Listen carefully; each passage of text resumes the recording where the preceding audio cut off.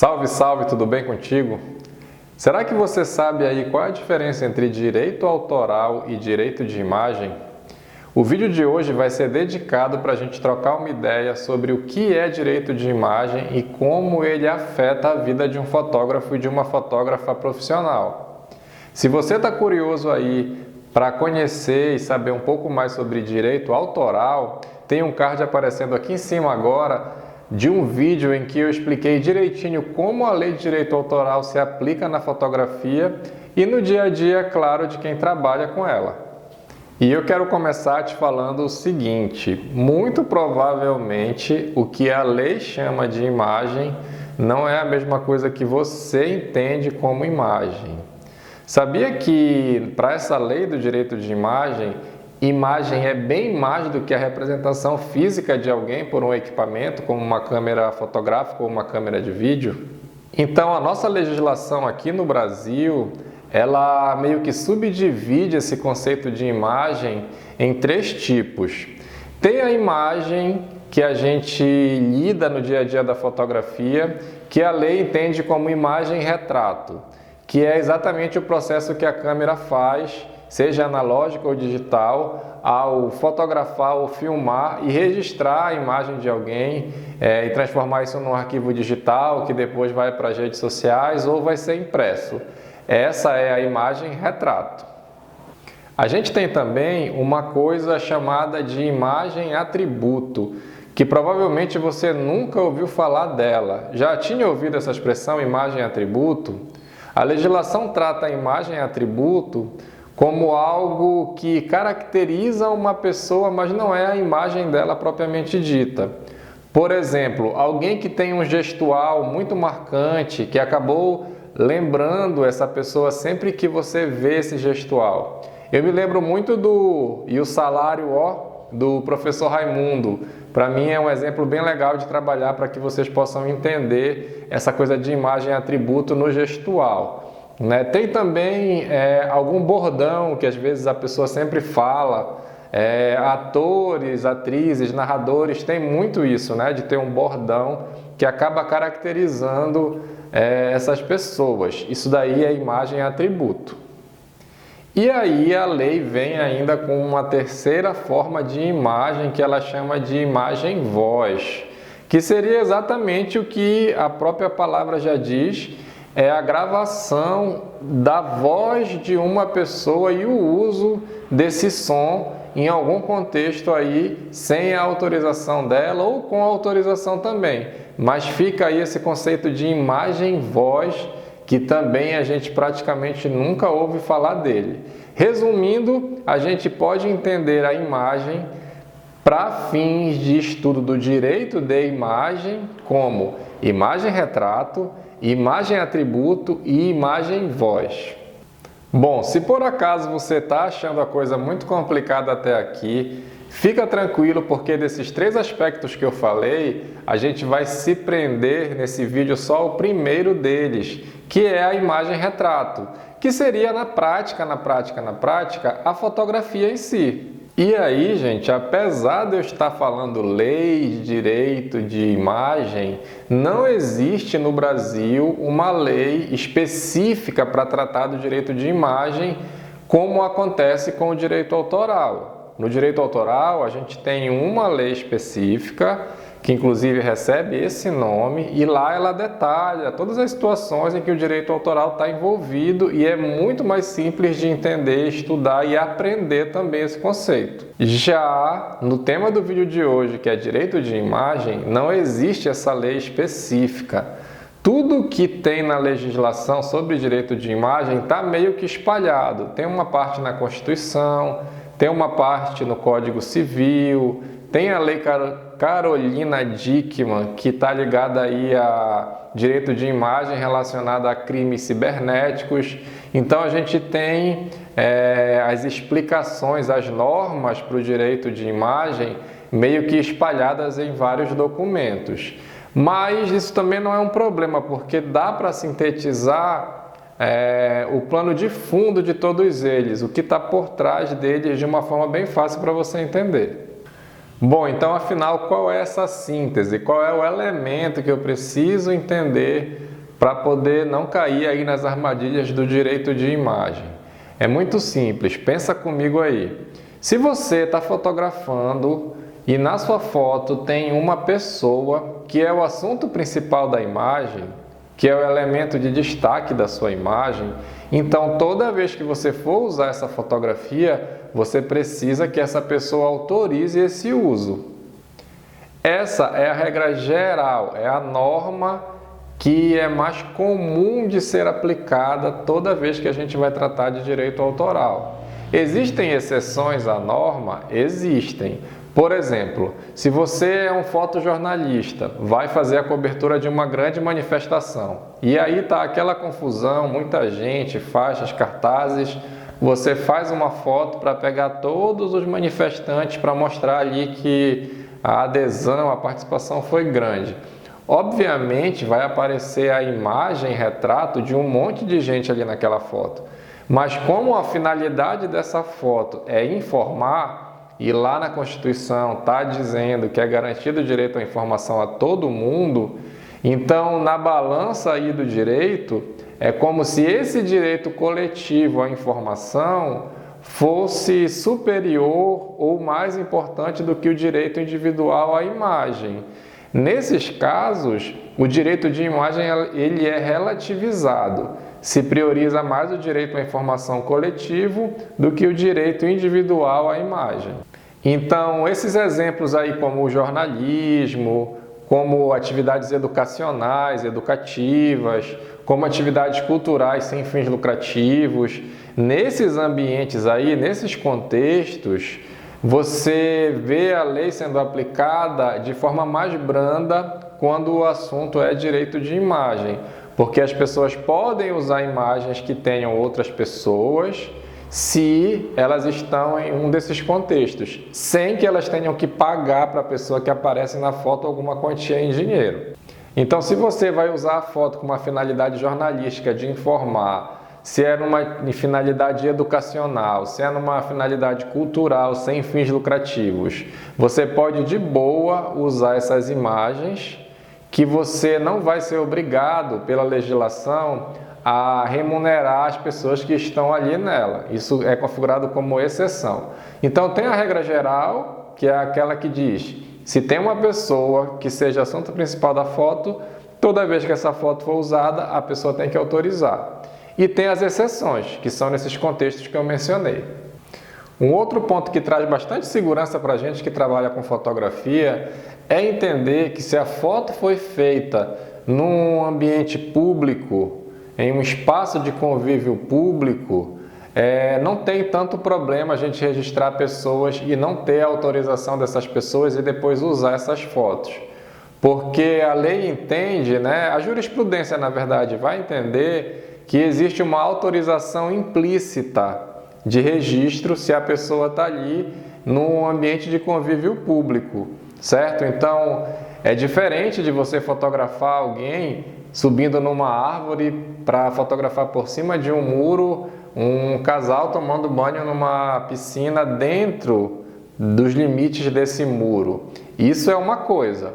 Você fotografar esse mesmo casal numa praça, no metrô, num ponto turístico é outra coisa, tá bom? Então, a segurança que o espaço público traz para o fotógrafo, ela está balizada na lei, ela está autorizada, indiretamente, mas está. Então, todos nós temos, juridicamente falando, o aspecto da nossa vida que é público, enquanto cidadãos, e o aspecto da nossa vida que é privado, que é o aspecto enquanto indivíduos.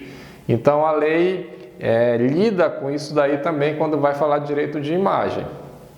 Agora a gente vai pegar todo esse lastro aí, todos esses pontos relacionados à legislação e jogar na fotografia, no dia a dia da atividade de um fotógrafo. Como é que um cliente, por exemplo, pode autorizar o fotógrafo a usar a imagem dele, por exemplo, para o fotógrafo divulgar o seu trabalho nas suas redes sociais? Basicamente, gente, existem dois instrumentos para a gente se resguardar. O primeiro é o contrato, ou seja, você vai fotografar um casamento, que é um momento íntimo daquelas pessoas, daquela família. De repente você, fotógrafo, vai lá nessa intimidade, registra e traz essas fotos para as suas redes sociais, que às vezes tem milhares de pessoas ali conectadas que vão ter acesso a essa parte íntima da vida das pessoas. Se você faz isso sem autorização, isso pode sim lhe trazer uma grande dor de cabeça. Porém, se você viu aqui o vídeo da Fotocursos e colocou lá no seu contrato uma cláusula dizendo que o seu contratante ele autoriza a usar as fotos feitas no evento para fins de divulgação do seu trabalho, você está sossegado. Você vai poder fazer isso sem ficar preocupado em ter problemas futuros. Perguntinha boa que sempre rola quando eu falo essa explicação. Mas Alexandre, não fui eu que bati a foto, eu não sou o autor, por que eu não posso usar para divulgar o meu próprio trabalho?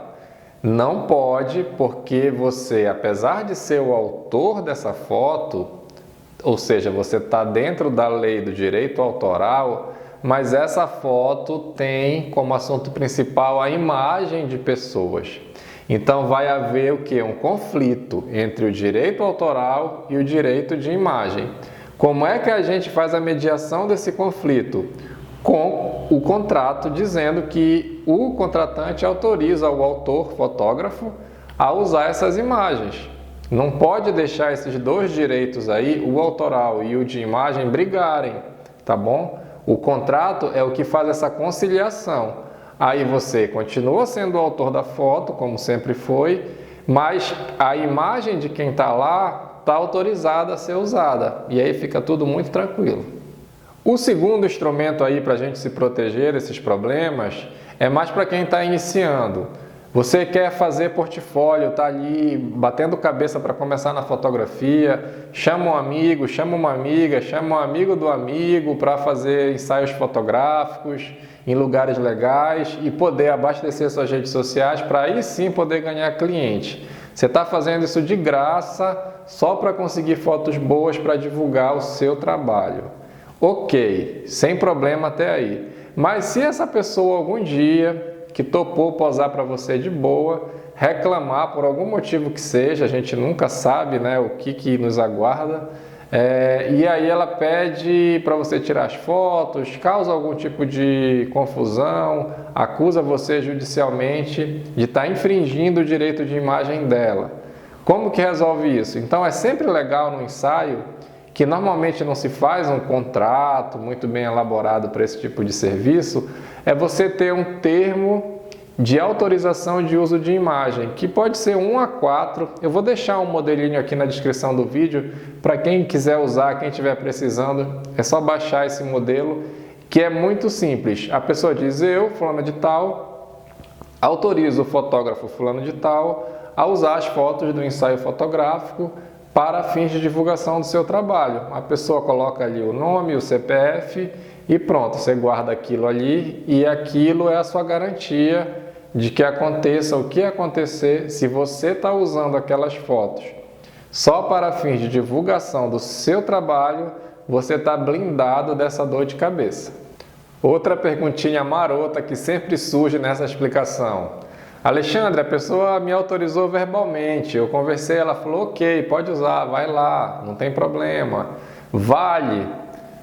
É complicado, né? Se houver um litígio, um conflito, como é que você vai provar que algum dia essa pessoa te falou isso?